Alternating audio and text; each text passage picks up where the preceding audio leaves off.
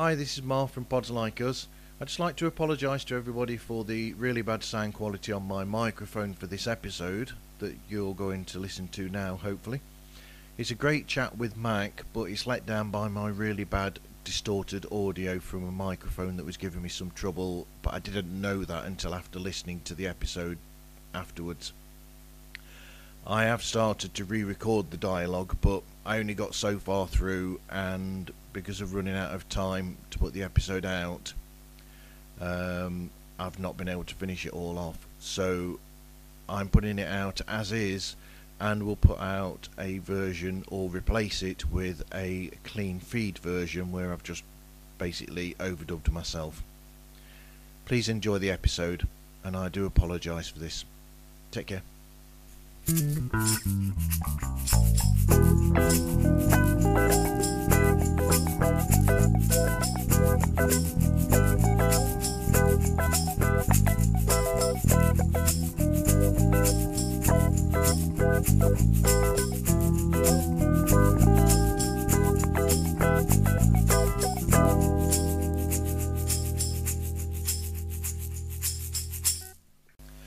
Hello and welcome to Pods Like Us.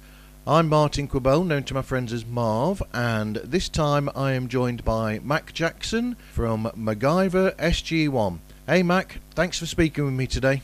Oh, my pleasure. Yeah, the MacGyver SG1 audio series, the ongoing new adventures, basically. Of MacGyver and the SG1 team. Yeah. It's it's basically combining both worlds. Which is a fascinating thing, because I heard the original pitch, and then I've listened to a few of the first episodes since we spoke the other day. As you know, I mean, I've been trying to get to listening to your show, but everybody knows I listen to that many shows. I do get round to them. It's just, and I'm glad that I have, really, because it's an interesting take as well. Thank you. Are we allowed to give away the big? Well, let me give everybody the premise, and that way, they know what they're getting into. Okay. So the basic idea of MacGyver SG1 is that Jack O'Neill from Stargate SG1, after a particular episode, because I had to pick a starting point, finds out that he has a brother that he didn't know about. And it turns out to be MacGyver. And so there's your the basic idea is to give new adventures to both shows. I'm not rewriting anything that's already been established. I'm not I don't want to traipse on anybody's work. Like there's fanfic, you can kind of do whatever you want, because fanfic is a lot of times writers giving the stories that they wanted. Like they didn't like the way an episode was, so a lot of times they'll change something. Well, I don't want to change anything. These are my favorite shows. As I would watch Stargate, Richard Dean Anderson's my idol. So I adore him and all his iconic characters. And, I would watch Stargate and go, I can see how MacGyver would fit in this. They haven't mentioned him much. They do actually mention MacGyver in the pilot. And then on Stargate Atlantis, they mentioned him. And I thought, you know what? Now that the show's over, I could do this. This MacGyver fits in perfectly. And since it's been years, you kind of want to know what's going on with MacGyver. So I thought, if I can do these episodes where they don't clash with what we know, why not? Why not? From what I've heard in the first few episodes, they seem to work really well, even though in these first few, you've got the taking the mickey out of MacGyver's name a couple of times, and there's that almost brotherly humor there, even though they've not accepted it in a sense, although they have in another sense. You've got that already there. There's sort of like the back and forth repartee straight away. Oh, absolutely. I mean, that's part of the fun. The thing about MacGyver and Jack O'Neill is they were basically formed around Richard Dean Anderson. On both shows, the writers and producers went, you know what? Rick is great, and he's pretty inspirational as a human being. Why would we not form these characters around this wonderful person? And so there are things where MacGyver and Jack O'Neill overlap, where they're going to like certain things. They like the outdoors. They like ice hockey. Fishing. That's a big deal. You're not caught up yet, but there's going to be fishing going on. And at the same time, as great as that is, they're brothers and they're not comfortable with each other, because there's also things where they don't match. And that's just as fascinating from a character standpoint as when they get along. So it's realistic, basically. My idea is that, just like with any sibling, there's going to be stuff you're going to bond over. But then, there's always going to be certain personality traits that they're not going to necessarily agree on. And the navigating between the two of their perspectives is really intriguing and really, that keeps going. That's not something that you can wrap up in a storyline and go, oh, okay, everything is, marshmallows and ice cream now. Like, no, it's a relationship. As someone who has three brothers, I know exactly how that feels. I understand that completely. Right? It's like, you love them, but you don't always like them, right? Like you said, you don't always agree with each other, but you've got each other's backs. Yeah. So it's interesting because you've come from an angle where you were already doing a show that was about MacGyver anyway. You were doing a MacGyver show or Richard Dean Anderson show anyway, and then from there you come to you suddenly came up with this idea of doing this audio book. From what I heard from the initial pilot that you were on about. Yeah, well, all right, I'll tell you. It's interesting how that came about, because I had fallen in backwards to doing two podcasts that were not necessarily my idea. On the MacGyver online forum, somebody had mentioned, I'd like to do a MacGyver podcast, but I don't know enough. Is anybody willing to? And I raised my hand like, yeah, I'm right here. And I kind of kicked myself because this is back when podcasts weren't everywhere. This is early days of podcasting. So I started doing it with him, and I was just going to be the information guy. Like, I'm not to step on anybody, but I know my stuff. And I thought, all right, well, that's fine. And then a buddy of mine heard it and went, you know what? Do you want to do a podcast with me? I think I'd like to do one about like pop culture and the things that matter and the things that never get old. So I started a podcast with him called the Never Gets Old Podcast. So now I have the MacGyver podcast, the Never Gets Old podcast. Well, after a couple episodes, both of my co-hosts split me. They got busy. They didn't, if you're going to do this, you have to be passionate about it. You got to keep up. You got to, make sure people always know that you're working on the next episode. Well, If they're not into it, then all right, see ya. And now I keep going. So now I have both podcasts, and that's fine. But I'm a writer and I've acted, and I always have that itch. And I thought, there's three things that got me doing this audio series. The first was I've always been a writer and always trying to be creative and add to the world in a positive way. And, for years, I would submit stuff to like comic book companies, DC, Marvel, whoever, and book companies. Like, you want a novel? I have a novel, ideas. And it wasn't that I got rejected. It was that nobody bothered to even consider reading them. And, people complain about, so many rejections.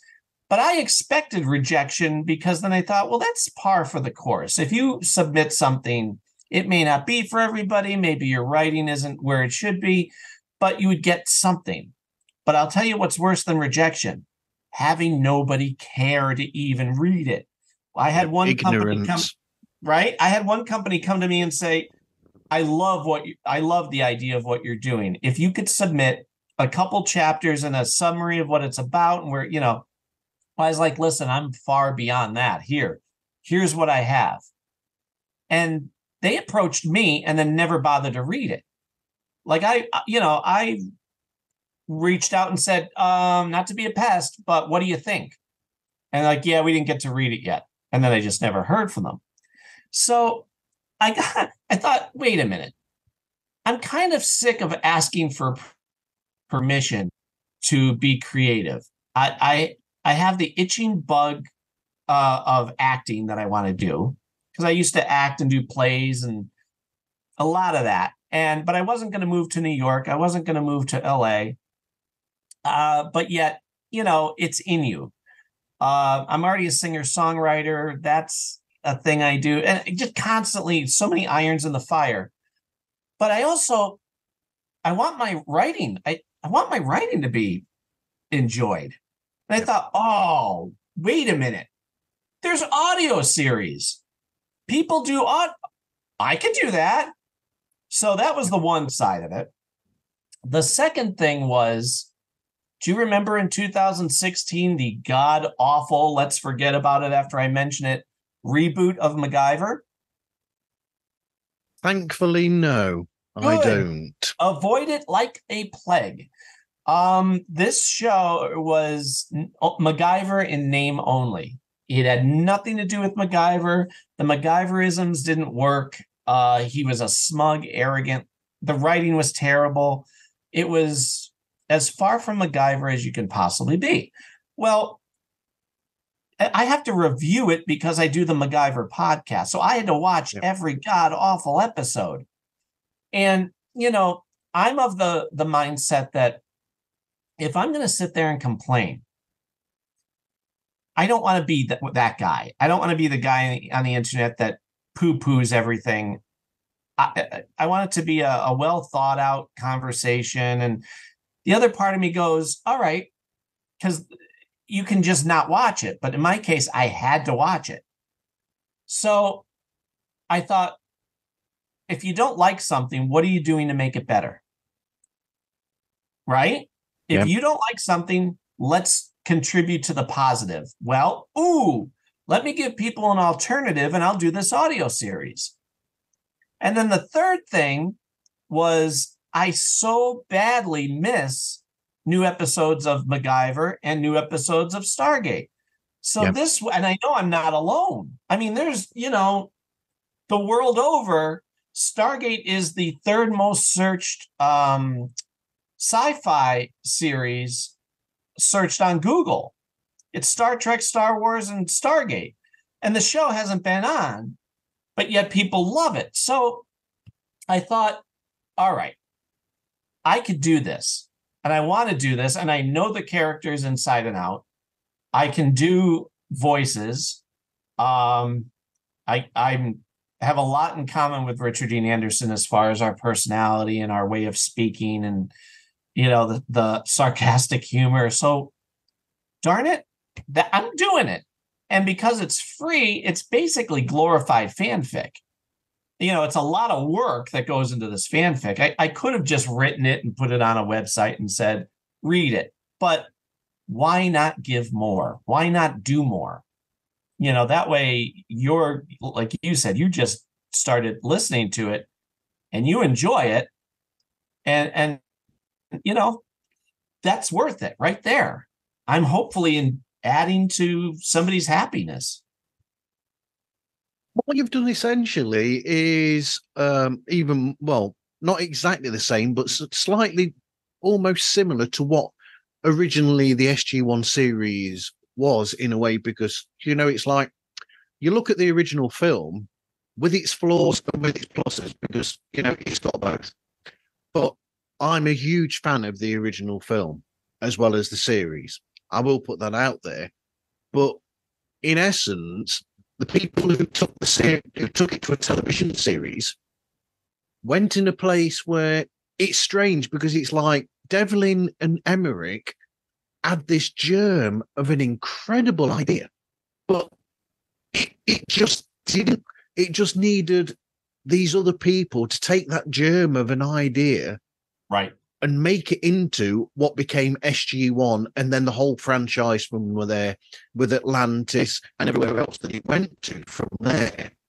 And so you essentially have taken what's there with the SG1 universe and beyond, and it just expanded on that essentially, and added in this extra incredible bit to it. It's almost like classic comic strips or comic episodes where you'll see somebody in a comic book, and suddenly this character will come from left field from the comic, and you think, hold on, where did they come from? But it fits. And it's the same with this, that it fits having these two together, because they work well together. right. Because, I mean, if you think about Jack O'Neill, and actually, if you think about the whole team, other than when they're on adventures, you don't see a lot of their personal life. And, there's series that did that, like CSI. I always loved Gil Grissom. But you very rarely got into the guts of their personal life. And that would drive me nuts, because if you love these characters, well, I want to know everything. When they would show inside Jack's house or the cabin, well, I would look at every corner, and because every little nugget is a new aspect of their personality. So it's so open. As long as you don't traipse on what's established, have fun with it. You can't. Here's my thought on the writing. Because they're established, these are characters that are already out there. I can say this, and if they had all been my own creation, I wouldn't be able to say this without sounding pretentious. But when I'm writing, I think of us, where are they in the beginning of the story? Where do I want them to go? And then I just listen to the characters. Like the dialogue that you're listening to back and forth between them, that just flows. Like I know at this point, okay, Jack is going to make a sarcastic comment, and then Daniel might say something, oh, we haven't heard from Sam lately. She might, but again, now you have MacGyver, and when you know these characters so well, they write themselves to an extent. I honest to God, I'll sit there and start typing and go, all right, I'm just going to write maybe for 5 minutes. But no, then you get going, you're like, oh, they're having this conversation that I didn't expect them to have, but it needs to keep going because this is natural, and then you could feel where you would do a cut to a new scene, or basically it would be like a commercial break if it were the show. But you just let them talk. You let their reactions be whatever they're going to be.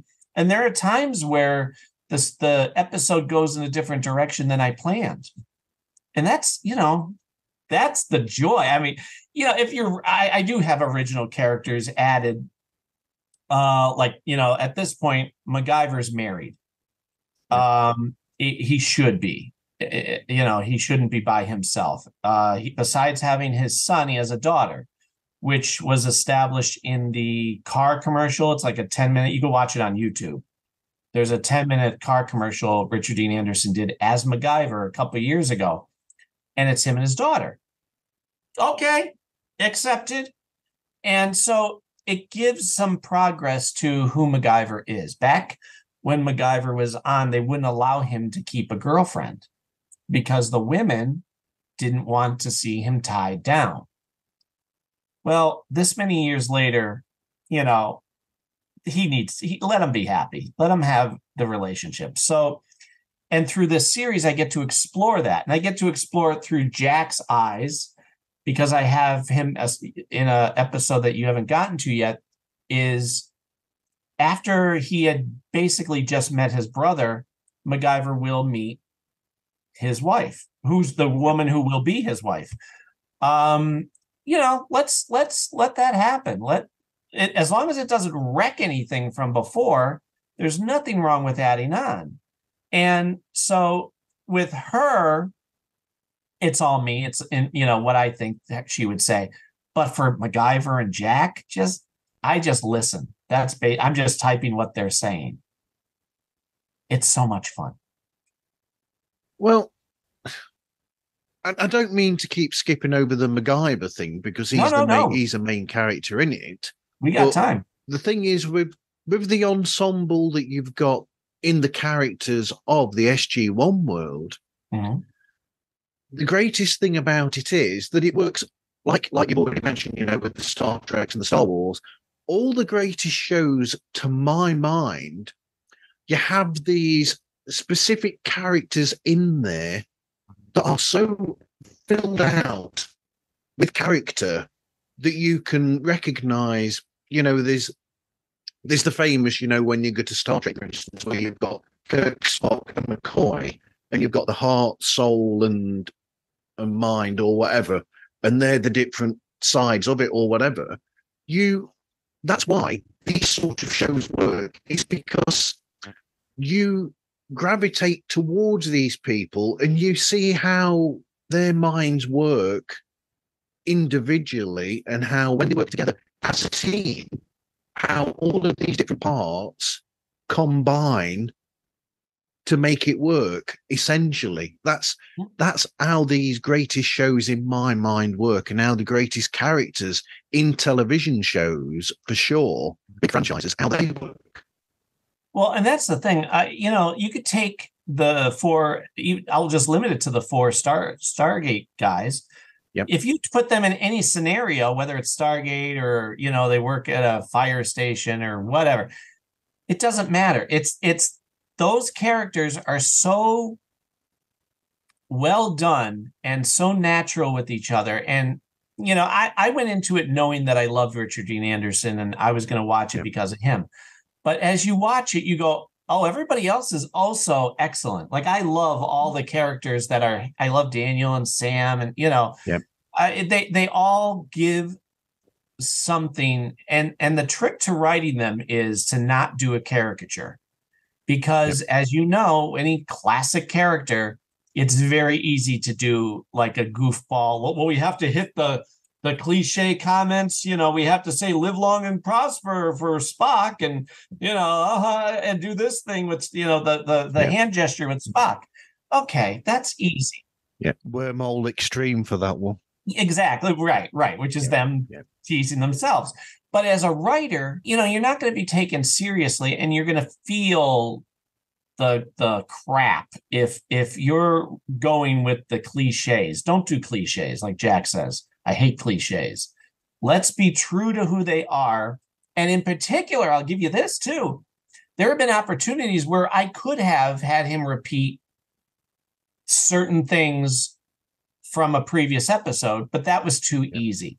I don't want to do that. I if you're a serious writer, don't do easy. Be true. Be true and be respectful, not just to the character, but to the audience, because I try to write it where, okay, you and I know MacGyver, you and I know Stargate, but I write it for people who know them and will go, oh, more of this that I love. But I also write it for people to come in cold.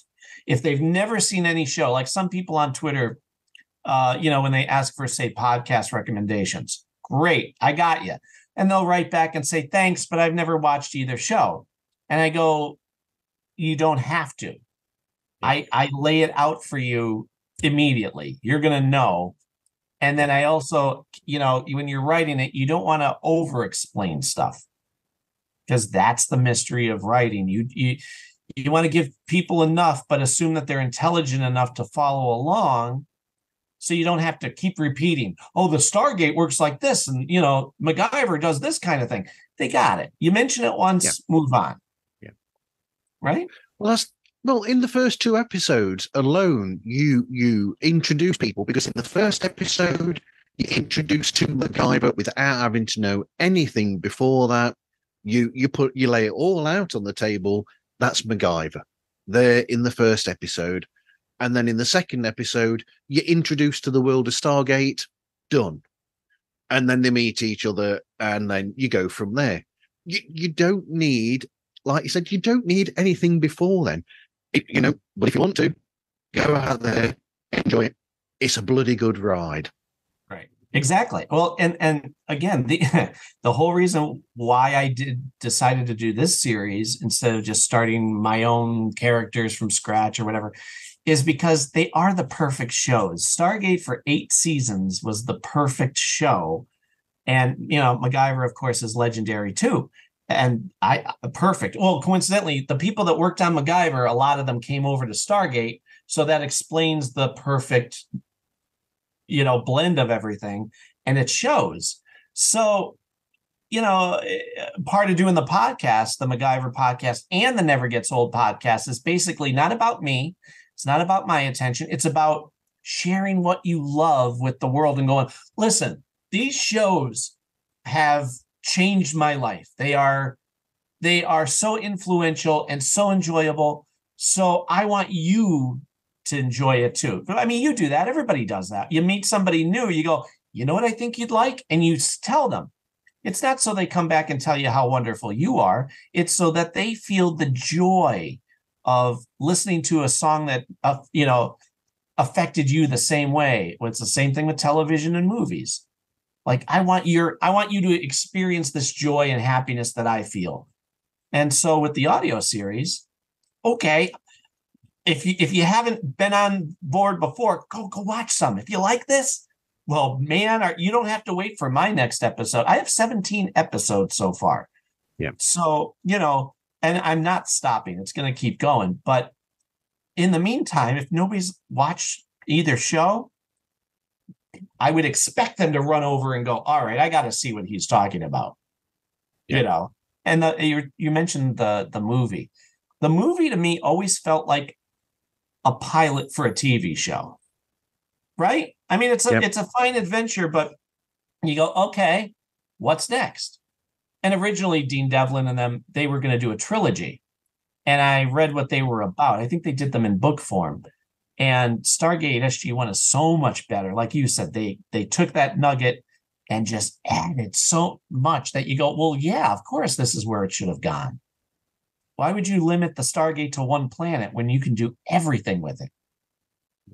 Right? But the heart of it essentially is the characters, which is what I try to bring with my series.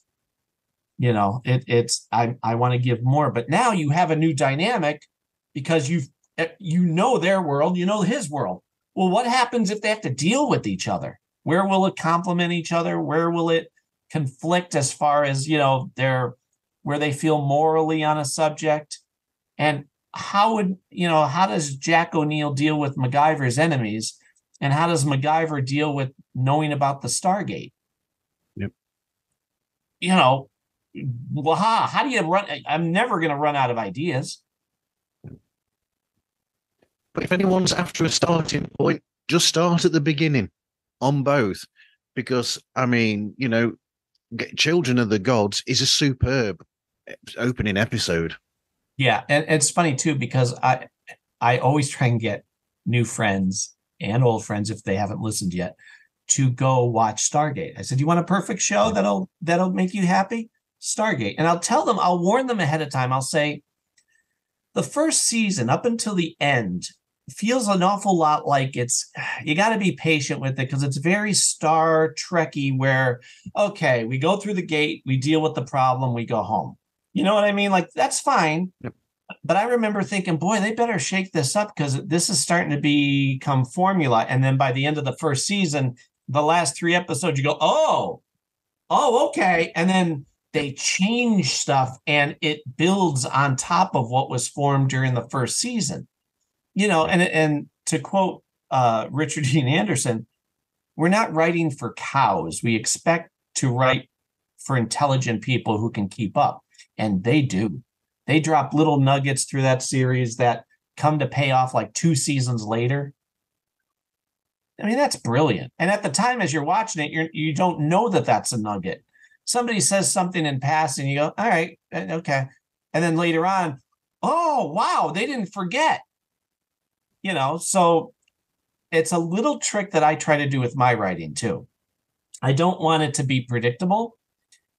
And I want to, as much as I want the audience to be comfortable with the characters, I want them to be as surprised by the end of each episode, pretty much, as they would be, the characters. If something surprising comes out of left field, well, I don't want the listener to go, yeah, I saw that coming.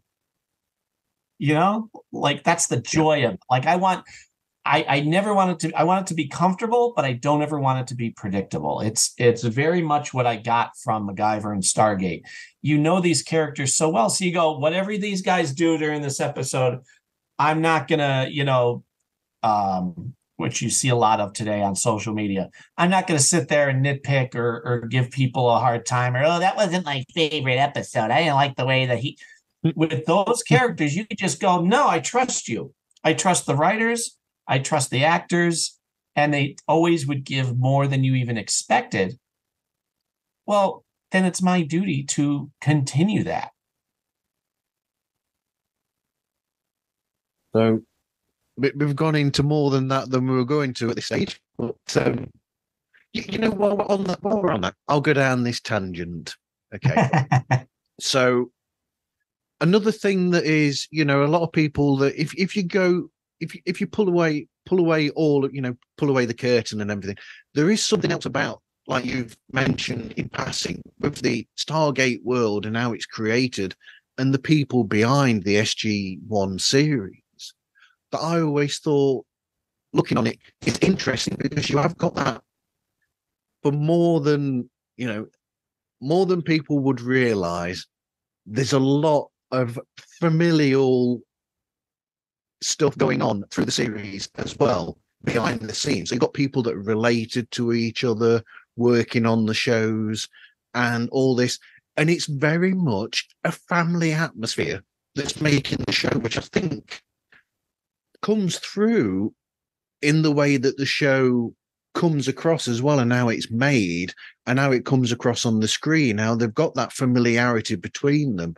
Because you've got people who because Michael Shanks, his daughter, the wife of his daughter was in the series as well. And then is it Michael Shanks's wife has been in it as well, or eventual wife, she's been in the series. You've got the DeLuise family. They've all been in the show. You've got the husband and wife of Ben Browder and what's her name? Oh, what's her name from Farscape that he was in? Yes, they've been in the show as well. I mean, so you've got all these. It's almost like the show attracts people who are friends with each other already and family members, and it's got that sort of feel to it. Yeah, that's a thing that was essential even on MacGyver. If they wanted to like who they worked with, there was no reason to hang on to an actor if they weren't a team player. And I've heard that from various people from Stargate too, who, they don't have time. Rick would say, look, we're not curing cancer. We're just trying to provide entertainment. And life's too short was a big thing that he would say. LTS, when he'd be in a meeting and, he wasn't crazy about something, Brad Wright would say, Rick would just lean in and say, LTS, meaning life's too short. Let's not deal with unpleasant people.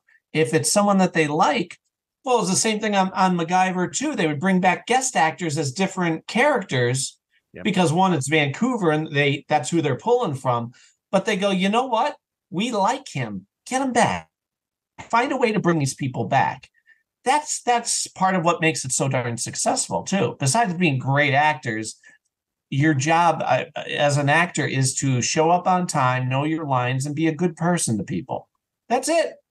And somehow there's people in this world who are prima donnas and not good to their coworkers. And, no matter how great an actor they are, that at the end of that sentence, somebody's going to go, yeah, but they're a jerk.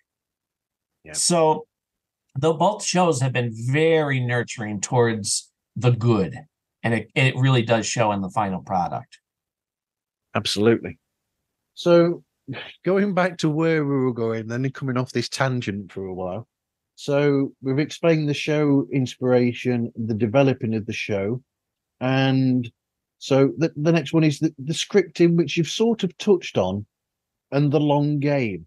Have you got a sort of goal, or is this a continual that you're going to keep going and going and going and keep telling stories? Oh, that one. Because, the whole reason for doing this show is because the greedy side of me always wants more MacGyver and always wants more Stargate. Fortunately, we're supposed to be getting new Stargate announced like very, very soon. Exactly. However, I'm so nervous because they can ruin it like that. It has the potential, if they're smart, they'll bring the team back together. And if they want to incorporate new people, fine. But also, you need to have Jack back. You need to have Daniel back and all that. You have to show that the family is still together. You need to know, I want Sam and Jack to be together. I want that established. I don't care if it's one line. I don't care if Richard Dean Anderson isn't asked back, which would be a giant flaw. But if Sam's there, she needs to mention that her and Jack are married, and I'm happy. Just give them their happy ending. Even if we unfortunately wouldn't see Jack O'Neill, I need to know that he's around and he's happy and he's married to Carter, because they teased us for years with that, and they need to actually give us that line. But, I as the greedy side of me wants more of what I love.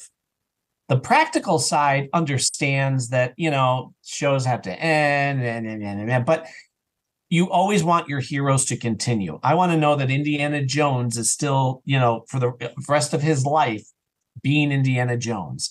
I want to know that MacGyver MacGyver is always going to be MacGyver, but I need to know that he's still having adventures.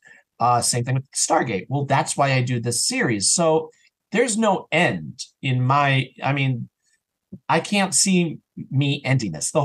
When I script it, I have this thing, which I've noticed the last couple of years. I have to keep going. I have to keep, if I'm not working on an episode of the podcast, well, then I'm writing. If I'm not writing, I'm performing, doing a concert somewhere. If I'm not doing that, it bugs me. I've gotten to the point where I have to make myself sit still on a weekend to just do nothing, which I guess if you're going to have a problem, that's not a bad problem to have, because I always have the irons in the fire. Like I already had 2 podcasts. That's more than most. What the heck possessed me to start an audio series? Well, I want more of what I love. So, I could be at my day job, and in my mind, I went, ooh, you know what? I could do this and this in the next episode, but that doesn't have to pay off completely then. This could put nuggets in for 5 episodes down the line. Like, I'll give you a little tip. I'm writing a Christmas episode. Okay. Which MacGyver only had one. And it was a very personal, he hadn't enjoyed Christmas in years because he was away and he wasn't home with his mother. Well, she dies the next day. She has a stroke and dies. So He's carried that guilt with him for years. Well, at the end of the episode, there's resolution for him, but we never get to see him have a happy Christmas. Well, Stargate never did a Christmas episode. Granted, how would you really? But you could. I trust the writers. You can, in the very last episode, they do a montage where they show them on the ship. Jack's not in it, unfortunately, but they're wearing Christmas hats, and that doesn't necessarily count. So I thought, let's have some fun. Let's do MacGyver and Jack having their first Christmas together at Jack's house with the SG team. just to Okay. have, it's a little downtime. There's something that's going to happen. They get to know each other because again, they don't start off hugging each other. They're okay. So you're my brother. I don't quite know how to feel about you, Yeah. and Jack is kind of like, oh, you don't carry a gun. What is your issue with, and meanwhile, MacGyver's like, yeah, you're a little bit too much about the guns, and so there's that tension. So through gradual episodes, you feel them come together more. Well, now I get to do a Christmas episode, but I'm already planning the next episode, which I can't wait to do. I can't tell anybody about it because it's going to be a great surprise. And then I have arcs that are already in development that have been part of previous episodes that will pay off. But yeah, there's no ending in sight. I mean, I love writing, I love acting, and I love these characters. Why would I ever want to stop? The only problem that might happen would be when they do bring Stargate back, if anything is going to conflict with what I've already established. You know what I mean? Yep. Like I try to keep it loose enough. As long as they have Jack and Sam together, I'm happy. That's basically it. Anything else, I think I can work around, because in my series, in current day, they are together. But it's great because in the earlier ones that fit in between the Stargate SG1 episodes, there's romantic tension there. And the other members of the team know it. Like Daniel and Teal'c might give each other a look, like one of those. Yeah. But again, you got to be true. I can't write what I want. I got to write what is true to the characters. So if they're not together during season 4 of the series, well, then they're not going to be together in my series if I'm doing an episode that's in there. Yeah. Fingers crossed. I know. Fingers crossed. I know. Until it's on screen and until I see it, I'm gonna be so nervous. Everybody in the Stargate community is, yeah, we want more Stargate, but man, we want it done right. Apparently, they're not going to do a reboot, thank God, because that is a terrible idea. But they need to have our guys in there. As they used to say back in the old days, paging Brad Wright. Well, that's the other thing too. Brad Wright had everything set up to go. I mean, he was ready to go when COVID struck, and then Amazon bought the franchise, which is, okay. But now just go to Brad and go, here, do what you want, and we'll help you accomplish that. Brad had the movie ready, the next, arc. Just let him do it. Just let him do it. He's the guy. He's the showrunner. If you want to make people happy, let the guy who made everybody happy continue to make them happy. So, did Amazon get the rights? I'm going off again here. So No, it's okay. Amazon with the rights to Stargate. Mm-hmm. I'm trying to think now who the studio was that was behind Stargate. MGM, and MGM still owns it. Yep. Yeah, MGM still owns it, but they're working with Amazon. So Amazon wants to do, the woman that's in charge, Jennifer Sulky, I think is her name. I got all this information from SciTrek. They're great. Jay over there is he's got his ear to the ground and is hearing all the rumblings. Well, she wants a movie. She wants to show that they're not just a streaming service, but unfortunately, she's missing the point of Stargate. Stargate is not a 2-hour and done thing. Stargate is a series where you can take your time and not cram everything into 2 hours because you're not going to, So the latest is they're going to do a movie and a series. So great. Okay. Yep. Just do it right, please. If they follow Picard season 3 formula of get the team back together, that's all we need. Give us more of what we love, and you can introduce a new generation of characters, but you need them to be side by side with Jack, Sam, Cart, Teal'c and Daniel. You need to do that. That's just, it's and it's easy to do. That I was on their show to talk about how easy it is to get that right. If they get a showrunner who's not in it for their ego, if they know the franchise and they know the series and they can put their ego aside, it's simple to do. I can write it in my sleep. It's one of those. Yep, absolutely. So how do you record the show and then edit it? Well, here's the thing. The writing part is wonderful. The writing part is exciting. The acting is exciting. If I'm able to get other actors to come in and do voices, like I said to you before we started recording, I've been fortunate enough to have actors from the original show come on to be their character. It's phenomenal because instead of me trying to do an impersonation, let the guy be the guy. And so that's exciting. The hard work is once I'm recording, I'll record through my phone a lot of the times.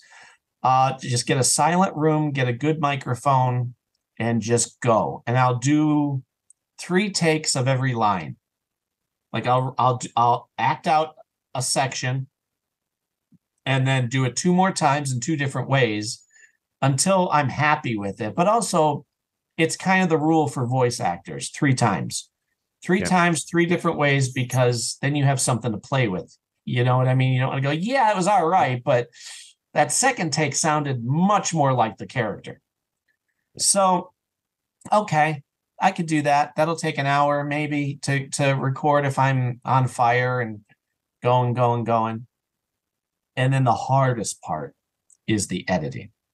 It's coming down to this computer, loading it up, listening to my voice or whoever's voice say something 3 times, and assuming it all worked out, because there are times where if you're recording, maybe a bird chirped outside, or somebody sent you a text, so your phone cut the sound out for a half second.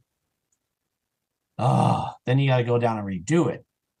But that's where the hardship comes from, because by the time you're done with it, I've heard 3 different versions of every single line, and then have to listen to it through. And okay. And then once I'm happy with the pacing and it flows and sounds exactly like I want it to, well, then you got to go back in and add the sound effects.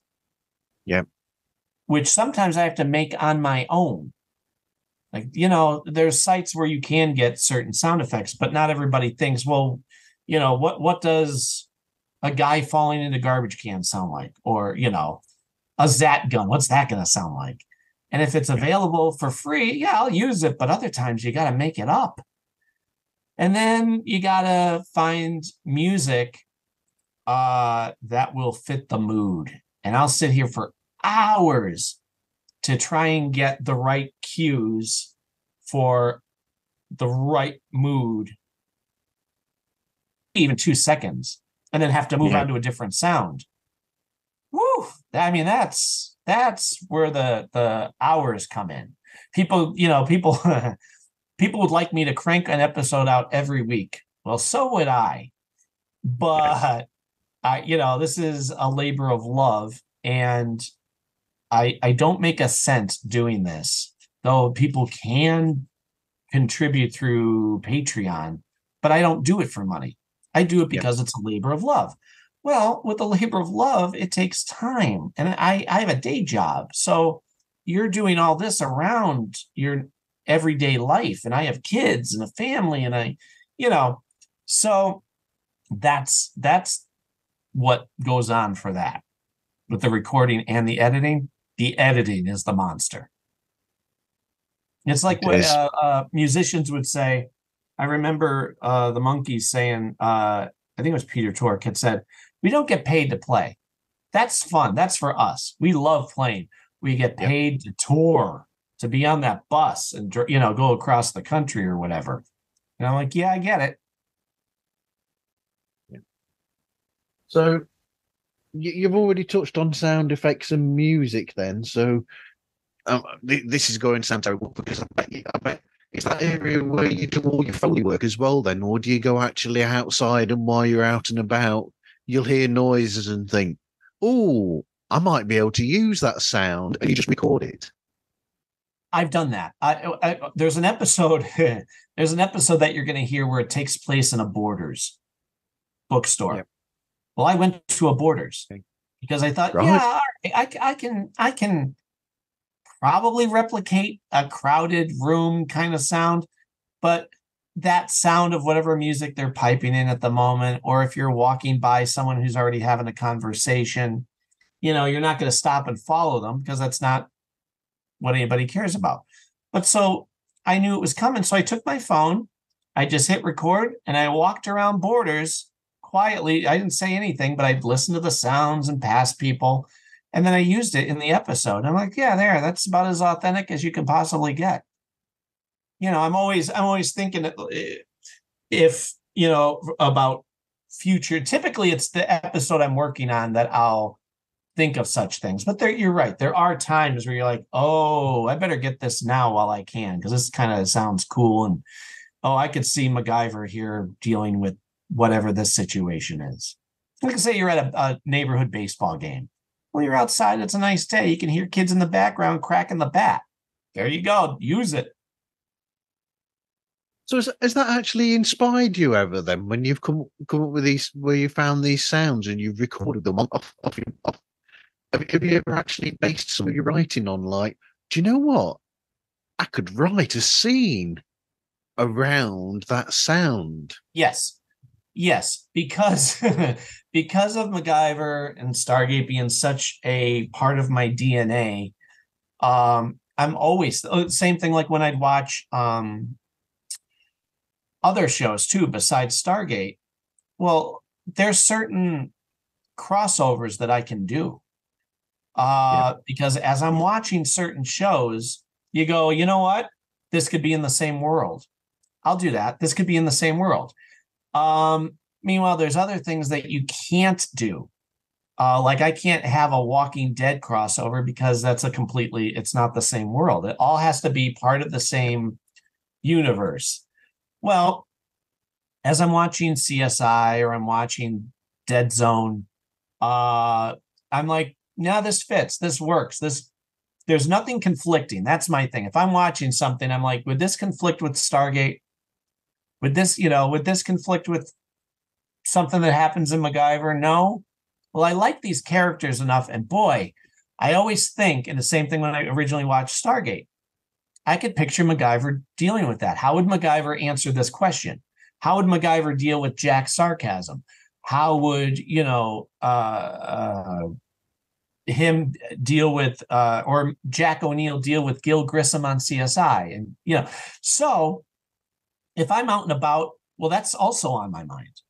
Like I'm out watching, say, the neighborhood kids play a baseball game or whatever.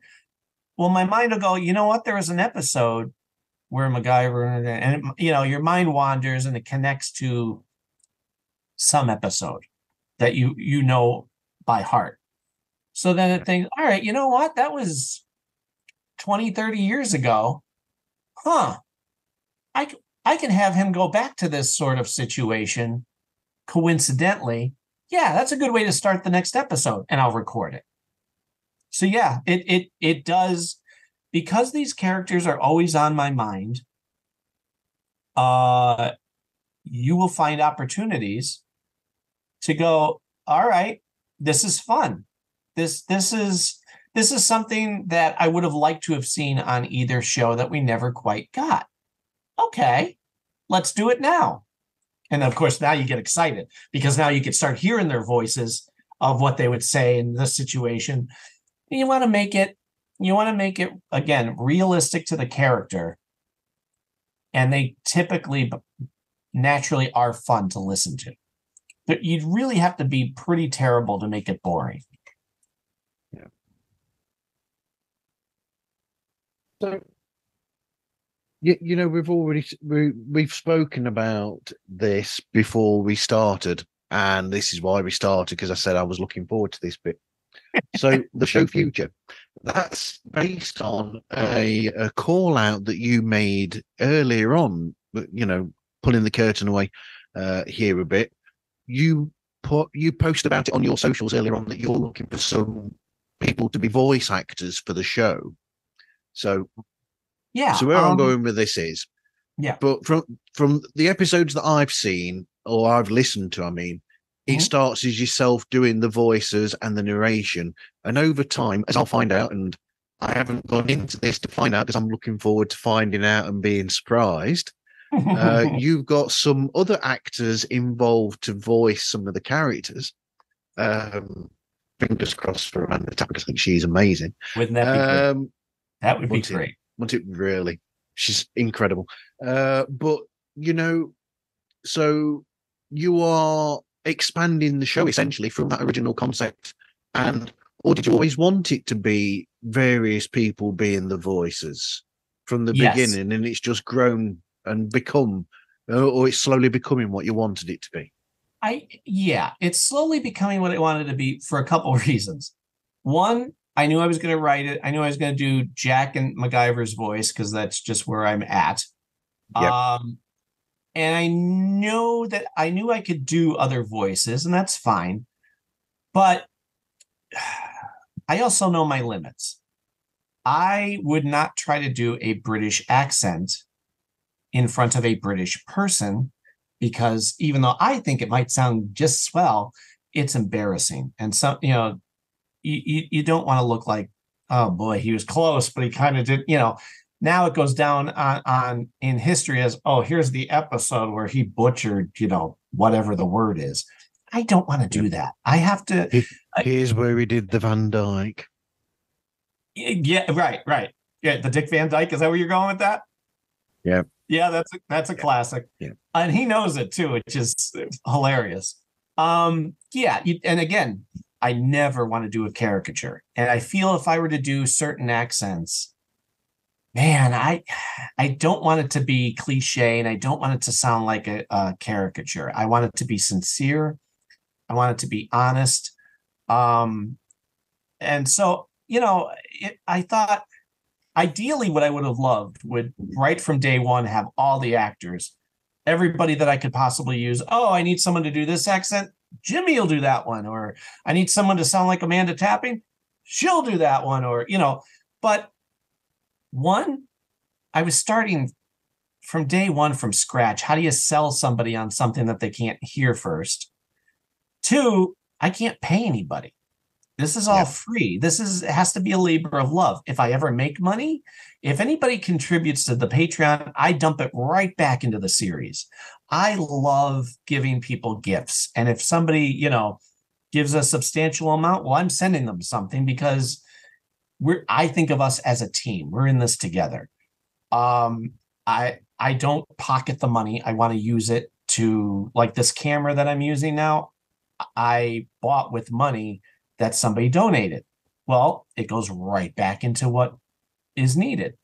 So, it's not about the money, but I didn't want to go and say, okay, before I get this started, I need to have everything in place. I need to have every actor I'm ever going to need. Good luck. Because I don't know, some people call themselves actors or voice actors. They're not necessarily great. And you don't want to say that. And you also don't want to be stuck with them. And the other part of it was, I'm so impatient. I mean, the moment I have an idea, I want to start writing.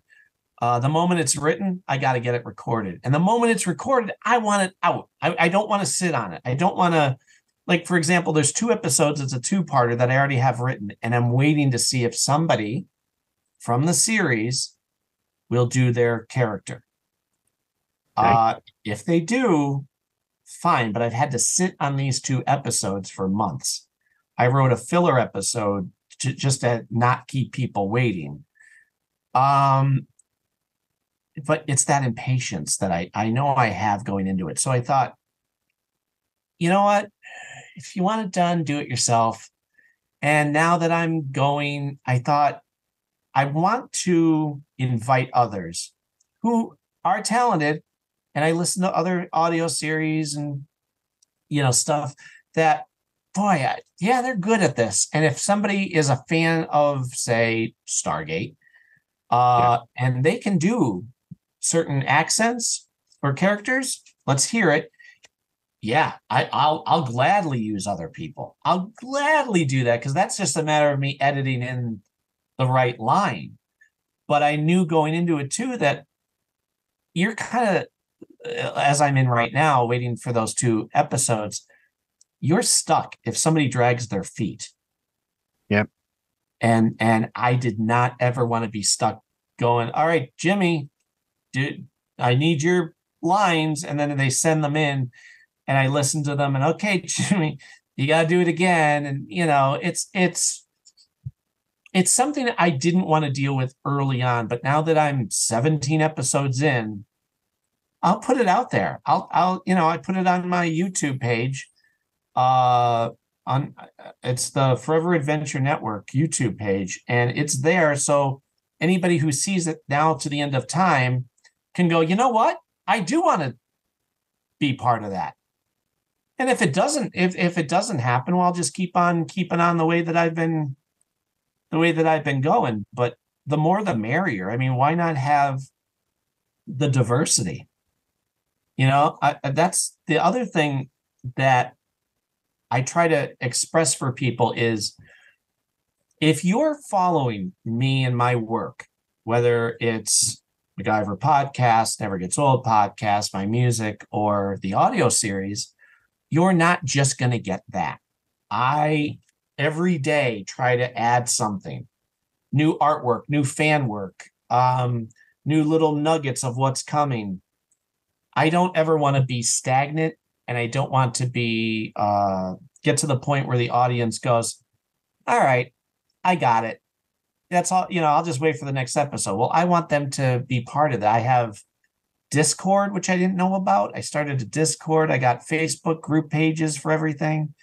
And it's to basically get us all together. Let's talk. And also give them more. Don't just sit there and listen. Here's a new picture that's exclusive to, the YouTube page or the Instagram. Like, I've been blessed to have wonderful people, wonderful artists do their own artwork. And I myself have done the photo. I don't know if you've seen it. You probably have, where sometimes I'll draw it. Sometimes I'll do like the photo art where it puts MacGyver and Jack O'Neill together. That way you always have something new. It sparks the imagination. I know it gets me excited whenever I would see things cross over. So I'm like, yeah, why not keep going? Give people more.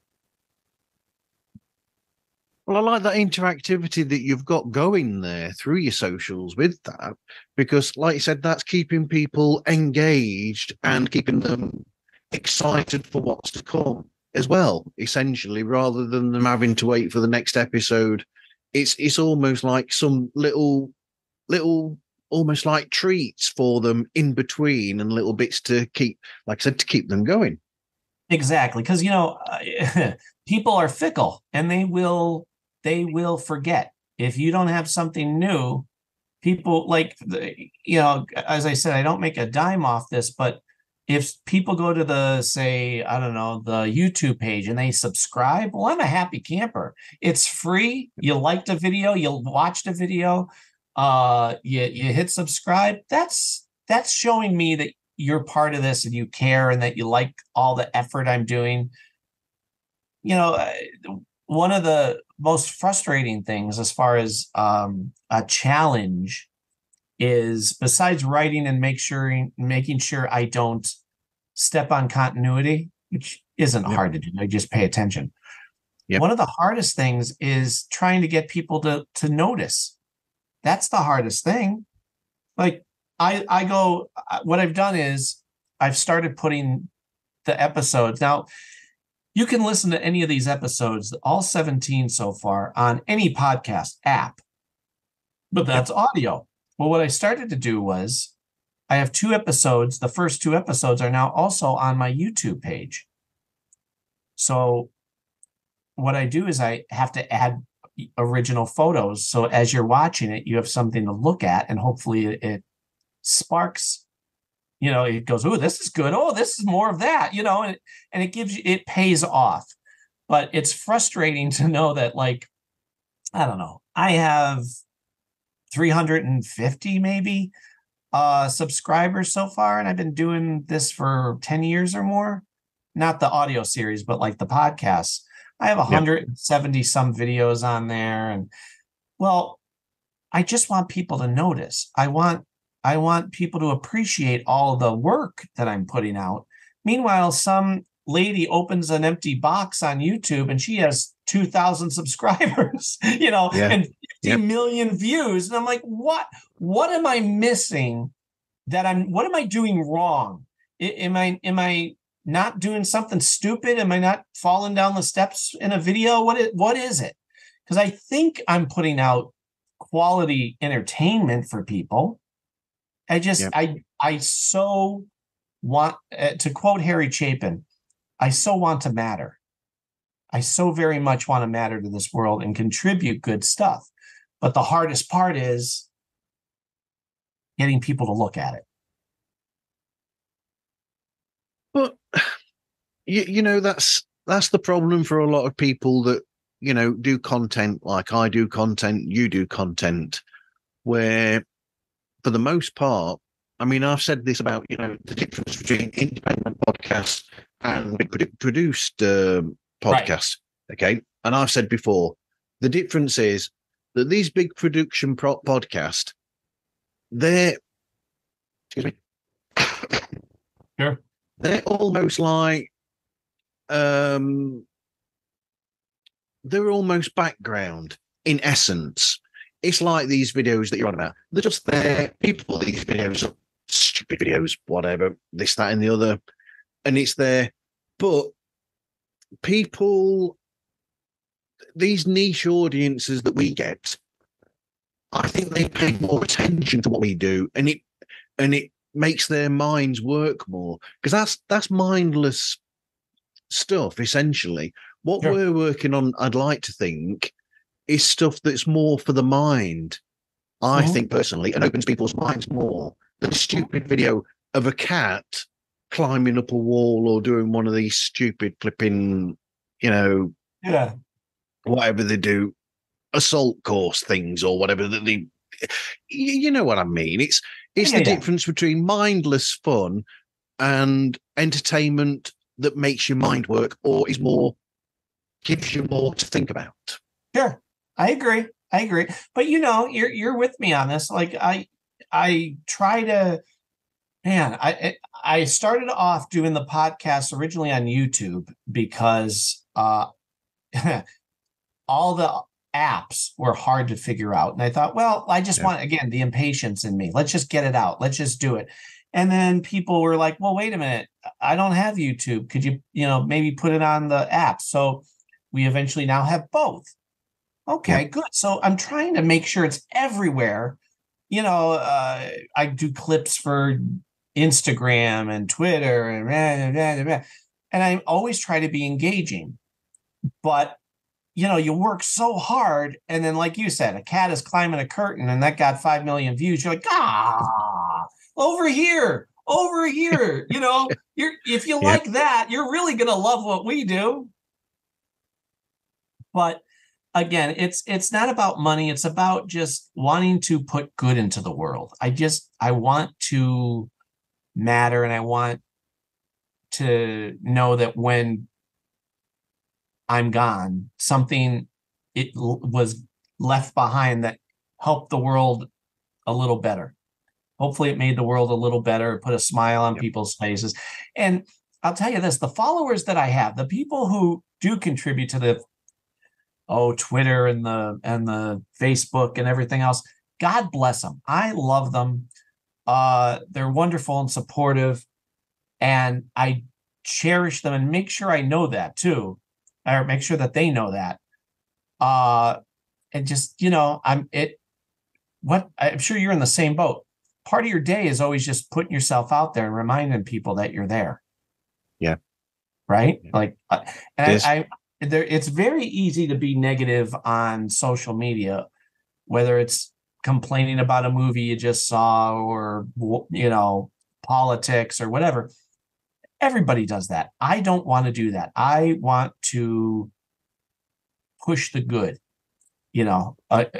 just let's make the world a little better, not to be preachy. And I don't ever want to stand on a soapbox and any of that, but sincerely just make sure that what I put into the world on the internet is good, is happy. You can choose to ignore it if you wish, but it's rewarding, I hope, for those who decide to check it out.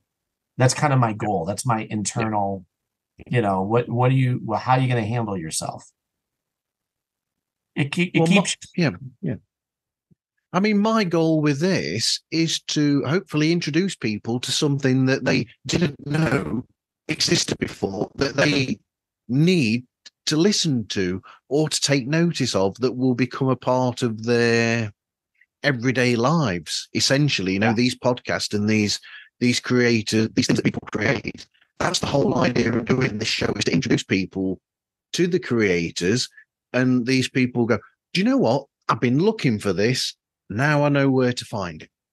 Yeah, and it shows. That's why I connected with you however long ago on, again, I have various Twitter pages for each podcast and show, but I link to good people. And you are always one of those that you could tell, oh, you're trying to bring people together. And that's a wonderful thing. So I'll definitely support this guy. And then I'd see you'd be like, here's what I watched on Monday night. And I search, I'm like, none of my shows. Okay. And then I wait and I'd be like, okay, he still doesn't have my show in there. And I'm thinking, boy, once he starts seeing or listening to these, I think he's going to love this. And I didn't even know if you were a Stargate fan. I didn't know that at the time, but I thought, no, you seem to have good taste and stuff. So I think he'll like what I'm doing. Not quite the same, but I do have the Star Trek picture up there with the ships of Star Trek. Yeah. There you go. Oh yeah. Yeah, I got the MacGyver poster. I know. It's the MacGyver SG1 poster that I created, actually. And that's great. I love that. You like that? And then here is a friend of mine who worked on the original series sent me his car pass. Wow, that's brilliant. The original series, right? So I just try to have something in the background of, something, so if people are watching me, that they can have something else to look at. So when I'm doing is that a general Stargate poster, or is that Ark of Truth? Right here? Yep. That is from the first season. If you watch the first couple episodes, they're wearing their flight jackets. The uniform jackets are different material. It looks like the typical flight jacket, nylon material. Well, that's when they took those pictures, that poster. And of course, my computer room is filled with my things I love and inspirational whatevers. And so when I saw that, I'm like, okay, Rick is right up front. Let's get that. And there was no MacGyver poster. So doing the thing where I'm going to make my own art.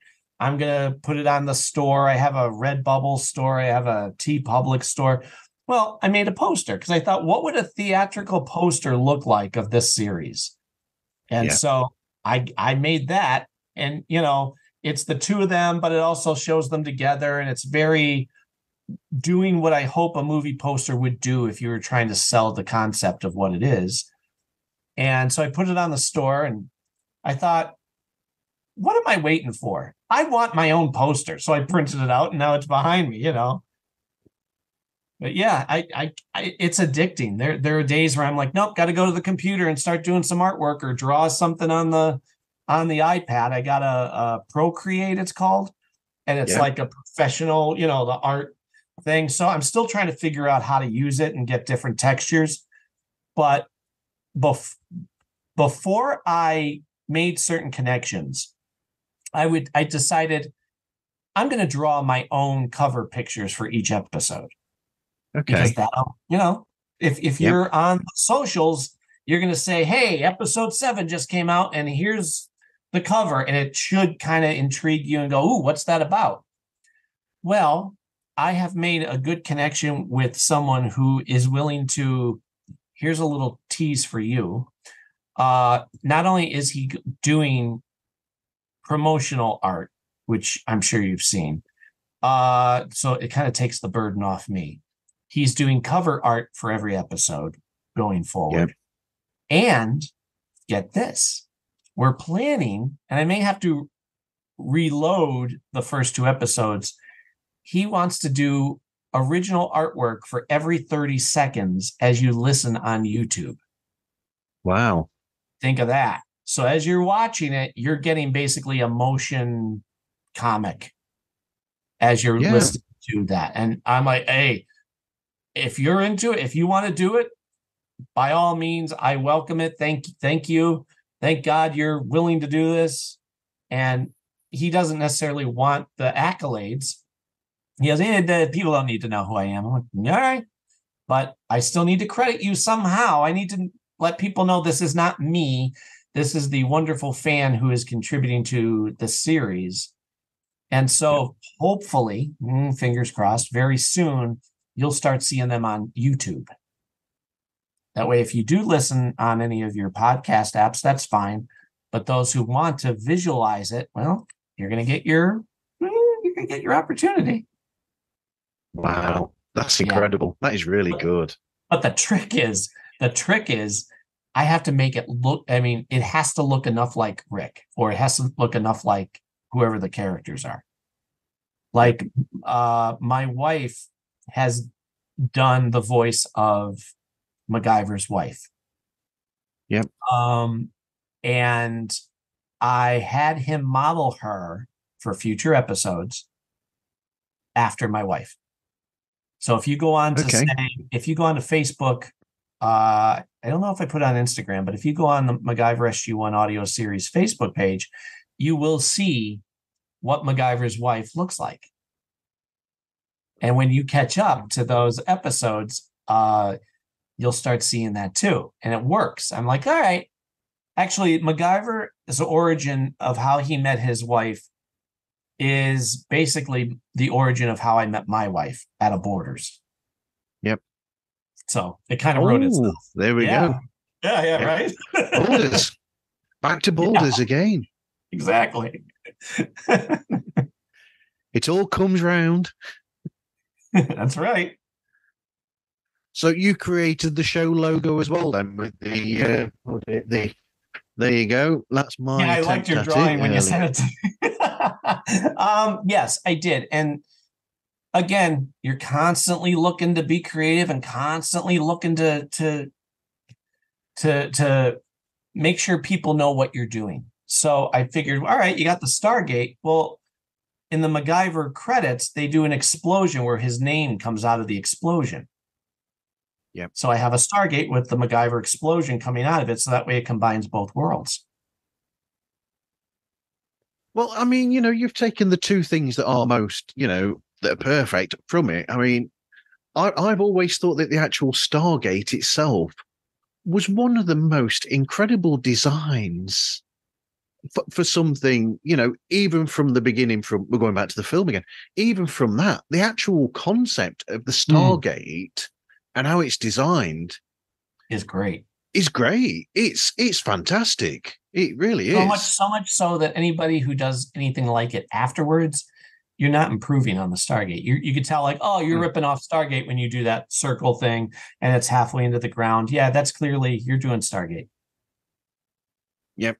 I'm a Star Trek fan, but they had something that looked very much like a Stargate that was like circular that you go through, and yeah. I know. It just, you go, all right, as long as they're aware of it, you're not ratting on them, but as long as they give credit where credit's due. Absolutely. They did the same thing on Supergirl. When we were watching Supergirl, they did a thing where I'm like, oh, come on. You better give credit to Stargate because that's clearly what you're doing. Yeah, absolutely. Yeah. So the Stargate universe. I mean, we've sort of touched on this ish in a way. That's sort of where I was coming from with when I said what Devlin and Emmerich had originally their concept, and me saying that they hadn't realized in a sense what they'd created, and it took Brad and the other people to get it to where it ended up being. And that's how, in a sense, watching that original film, because I saw it when it came out at the cinema, that film, I don't think even I could see the enormous franchise that could come from it. And boy, was the franchise quite something with all the different places that it went to. Well, and that's the thing too. I mean, the premise is fine. That's kind of, you go, well, yeah, duh. Why wouldn't you do that? Why wouldn't you have it go to different planets? But it comes down to really the writers being smart and like I was talking to Paul Malozzi on one of the MacGyver podcast episodes, and you could tell during season 4 where they were going, okay, we're well established. Let's have some fun. And I said, I bet you your premise of the upgrades episode was, what if SG1 had superpowers? He's like, yeah, that's exactly what it was. And you start to have fun with it. What if Jack is stuck in a time loop? Well, there's your Groundhog Day type episode, but yet it wasn't a ripoff. It was like a spark of what if. They used to do the same stuff on MacGyver. MacGyver would do stuff ripped from the headlines. When Baby Jessica fell down the well, there was an episode that they did where they kind of put MacGyver in the situation where he had to rescue somebody who fell down a well, that type of thing. So as long as you're smart with the writing, where it's not lazy, and they didn't just go, yeah, all right, just throw MacGyver in that exact same spot and just follow it through to the end. No, you got the nugget of what you want to do, but now let's change it up. And then the other major thing that makes Stargate great, besides, like I said, the idea of the Stargate itself and the universe, that's cool. That's great. Yep. But what makes it phenomenal and everlasting and so needed and wanted today is that perfect blend of a cast, which is why when Rick wasn't there during the last 2 seasons, you felt it. And I knew I was going to feel it. And then, they try and shoehorn 2 characters in who Stargate SG1, they were a family, right? I mean, the 4 of them were a family. Well, Jack is the family. He's the dad. Yep. Well, when he's not there and they bring in these 2 other people, well, they're coworkers.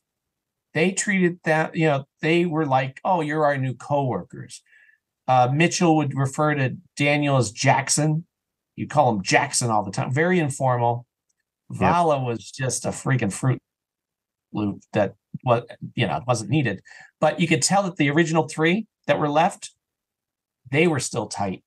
And they kind of were like, no, we're going to be good to our new coworkers, but they never, ever felt like family. Yeah. But, going back to what you were saying about the first season of the series, that's where essentially, so you're going from, there was a similar thing between those 2 characters, Daniel and Jack, at the beginning, in essence, where they were sort of getting used to each other. And during that first season, that's how they built and went from the business of, Colonel or whatever, and Jackson or whatever, and this, that, and the other. And they gradually, towards the end of the season, it became the first name basis. And that friendship between the 2 and the rapport built in that first season. And in a sense, you needed that to be able to then go forward in the future after that, to have that rapport between those 2 and have that core there to build from. Yeah, when I'm trying to sell people on it, I'll tell them, be patient. As you're watching it, they're great episodes, but be patient, because you're right. During the first season, they're kind of co-workers. Daniel and Jack know each other, but they don't know quite about Teal'c. What's the deal with him? And Carter has to kind of find her footing. And then, but by the end of the first season, when they're on Anubis, the ship, Apophysis ship. Yep. Well, by the second season, they've gone through major stuff, and now they're family. From the second season on, they are family, and they never announce it. You could feel it as the audience. You go, okay, I'm comfortable now. Whereas in the first season, you're not as comfortable as you become. You know what I mean? Now by the second season, you go, all right, I know how these guys would react and interact with each other. And, you know, it really is magic that you can't replicate. As a matter of fact, I'll give you a little bit of a little nugget. Rick had said to me that he and Amanda Tapping would do little things, and he does anyway, just as a great actor, but little things that aren't scripted, that aren't supposed to be focused on. Like at one point, she's, comatose in a bed, and he's worried about her. Well, it's not even focused on, but his hand kind of naturally starts to reach for her very, very subtly. And then he has to kind of pull himself back. They don't focus on it. It wasn't written. But those little nuances, and it goes back to MacGyver, those little nuances that he would do that are a natural part of him that he threw into those characters is that magic pixie dust that you can't just get anywhere, But yeah, they knew about the room. But that's why you've got longevity in his shows, is because all the shows that he's in is because there's something about the way that he acts as these characters and the bits that he puts in there that, like you said, it gives them that sense of humanity outside of it just being a show. It makes it a bit more than just a show. And it's that brings these shows such length and such breadth as well. Well, one of the reasons why only Richard Dean Anderson could ever be MacGyver is because if you think about it, MacGyver, when it's done wrong, as we saw with the god-awful reboot, the smartest person in the room isn't necessarily the most likable. It's very easy to make that person arrogant. It's very easy to make him smug. It's very easy to make him Mr. Perfect. And what they would do with what he did was he goes, no, he may be able to create anything from anything, but he doesn't think of himself as above anybody. MacGyver has always made sure that, no, I'm part of the group. And if I need to step forward to do my part, I'll do it. But then he'll step back again. That's magic. He's not the best martial artist fighter. He's not doing backflips. He doesn't speak multiple languages. He knows a little, he's humble. I always say the MacGyverisms got you in the door, but it was Richard Dean Anderson who kept you on the couch because he's so likable. And you root for him because, yes, wow, he's MacGyver. We think he's amazing. He's an icon. MacGyver doesn't think he's an icon. MacGyver just thinks he's a guy, and he expects you and I to know as much as he does. And that's, you can't replicate that. Absolutely. We touched on the Richard Dean Anderson thing. Mm-hmm. Are there any other shows or films or performances of his that you think that people should check out? Of his? Everything. Yep. Anytime he's on the screen, whether he's a guest star on something, or he had a show between MacGyver and Stargate called Legend. Yep. And he plays a dime novelist in the West. That was an excellent show. And unfortunately, it was on a network that nobody got. I didn't get that channel. Nobody got that channel. So they even said, I have the newspaper article that said, it's a shame this show won't last because it is excellent, but only 1/5 of the country gets the station, so it's going to get yanked. And sure enough, it got one season, but again, look on the bright side. If that had kept going, we wouldn't have had him as Jack O'Neill. Yeah, that's true. That's so true. So what advice would you give to people starting their own podcast?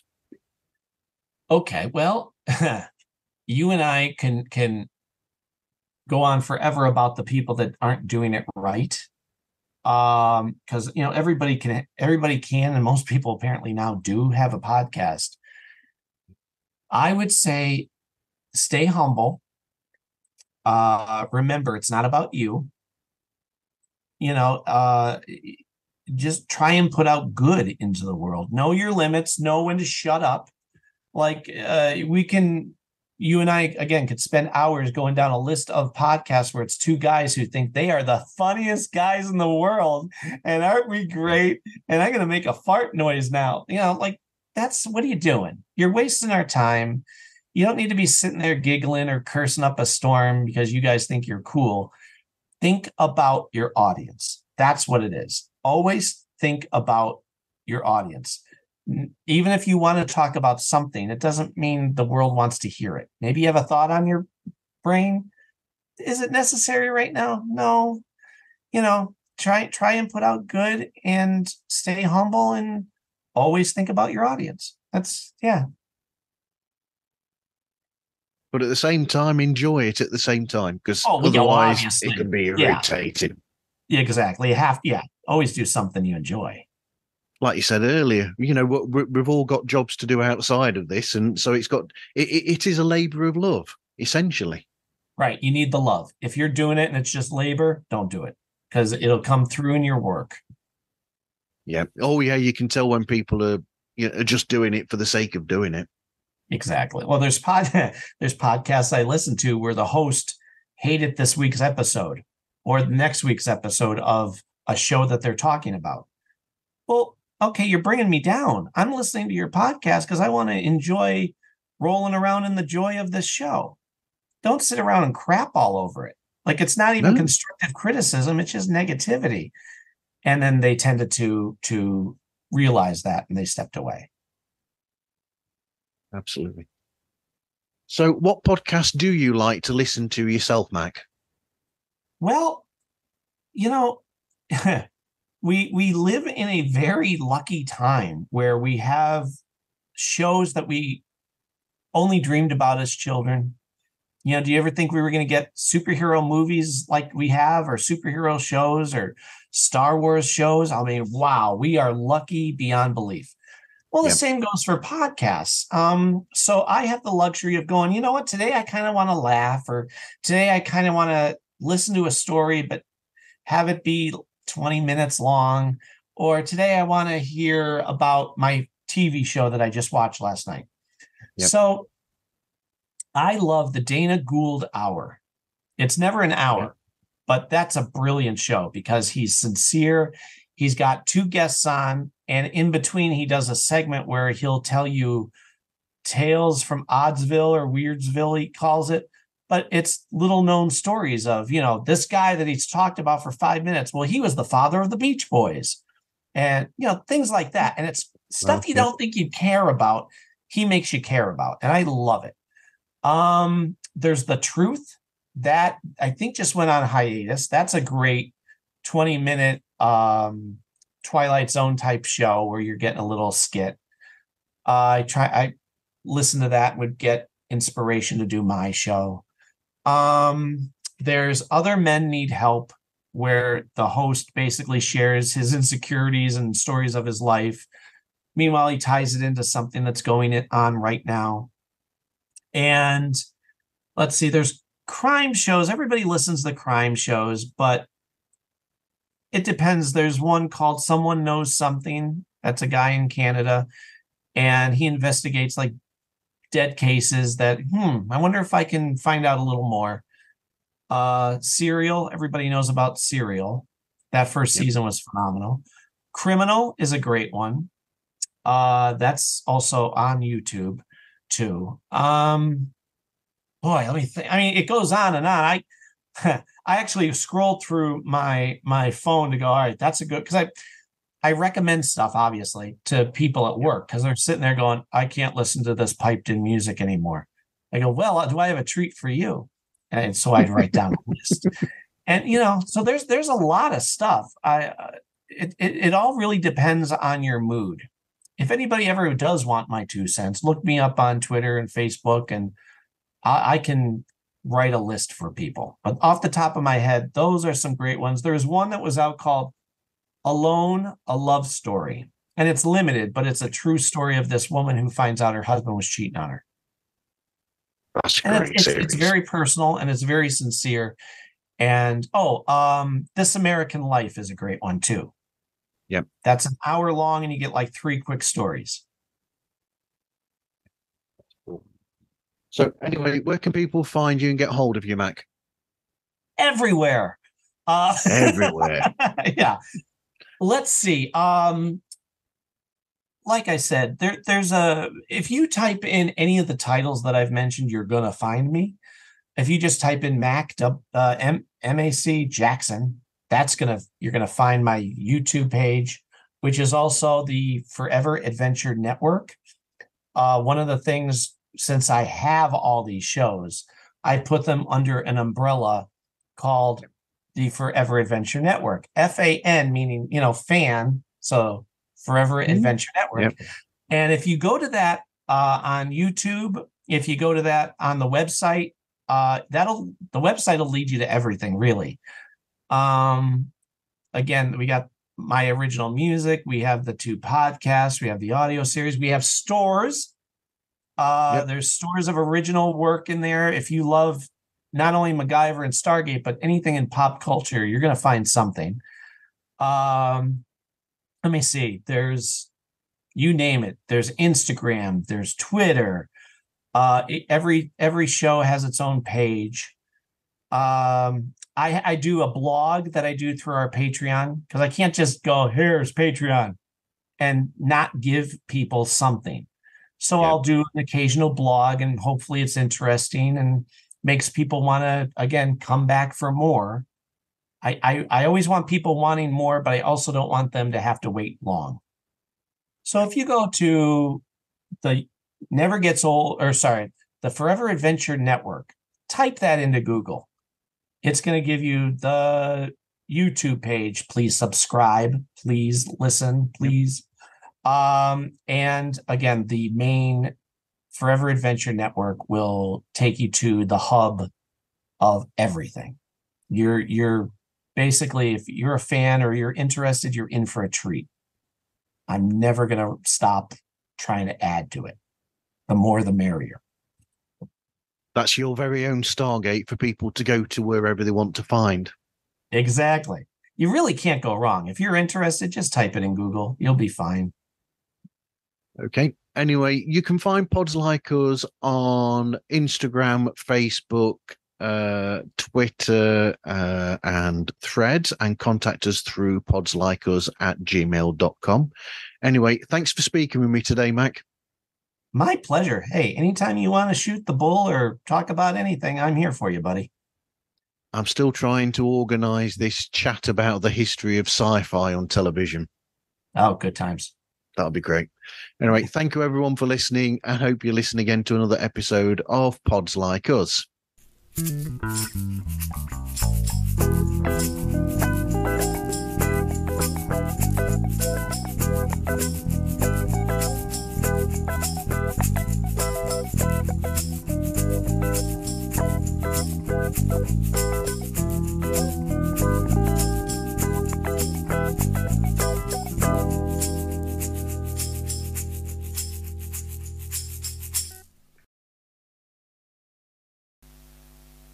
Hi, this is Marv from Pods Like Us. I'd just like to apologise to everybody for the really bad sound quality on my microphone for this episode that you're going to listen to now, hopefully. It's a great chat with Mac, but it's let down by my really bad distorted audio from a microphone that was giving me some trouble, but I didn't know that until after listening to the episode afterwards.